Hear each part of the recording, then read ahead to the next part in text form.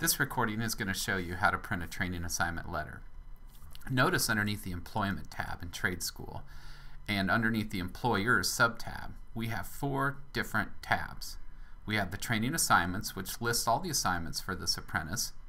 Then we have the Details tab, where you can select a particular assignment and edit the details in larger fields. Then you have the Location, so if you want to specify the job location, you could do that by selecting the assignment and editing the job location. Then we have our 4th tab, which is the Letter tab. Now the Letter tab is going to allow you to edit not only the current letter for the selected training assignment, but also your default training assignment letter. Let's look at the default letter first. When you click on Letter, you'll see you have 2 tabs here. You have a current letter and you have the default letter. The default letter is like a template. When you create a new training assignment, whatever letter has been pasted or edited in the default letter will automatically get copied and pasted into that new training assignment's letter.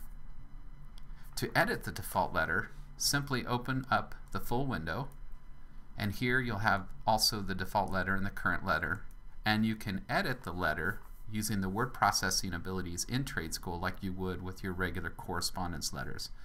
Here are all the merge fields on the right, and here is the editing field where you can apply the font formatting and put in the text that you want. Notice that just like in the correspondence letters, that when you click on a merge field, it's going to put the merge field at the very bottom of the screen.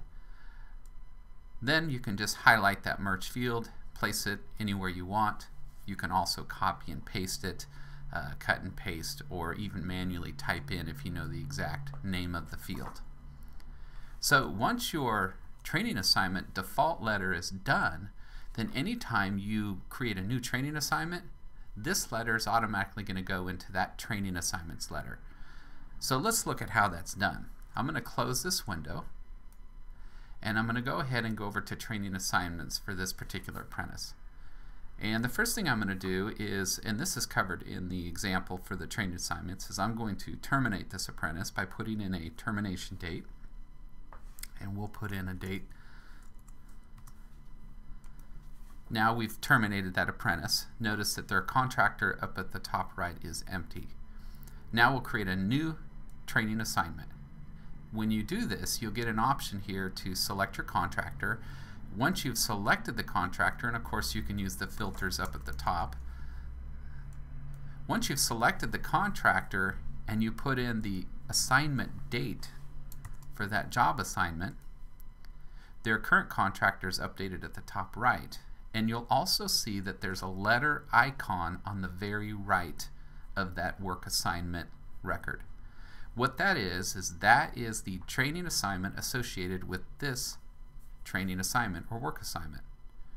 To view that letter or print that letter, you click on the letter. It will automatically take you over to the Letter tab, and notice that the training assignment that's selected is the one that you just clicked on.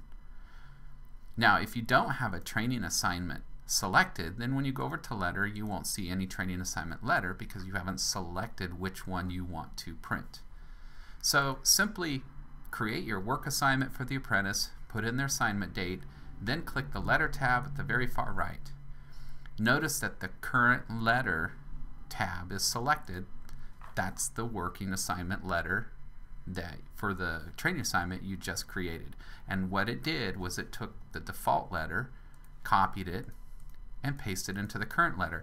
So the reason why we have a default letter and a current letter is because if you ever had a training assignment where you needed to put special instructions or type in something unique for that particular apprentice's training assignment letter, you could actually edit it without having to edit a report.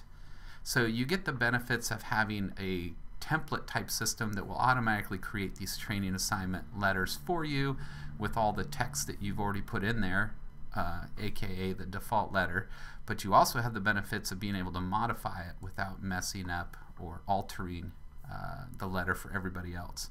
And of course, now that we have our current letter selected, we can go into preview and we can see that training assignment. If you have a letterhead, then it will show up here at the top. And then from here we can simply go up to File and go Print. And remember that when you have a training assignment letter, you can also post that to the apprentice's history. So clicking post will take that training assignment letter and post it to their correspondence history. If I go over to the correspondence tab and I click on history, you can see that a assignment letter was posted to their history. It merges all the data, posts it to their history, so you don't have to worry about changing that template later on or that letter later on and having it affect the history. This letter is now stored in their archive. To pull it back up, you simply click on the icon next to that letter and it will pull up their training assignment letter. This concludes our lesson on creating work assignments and printing their letters.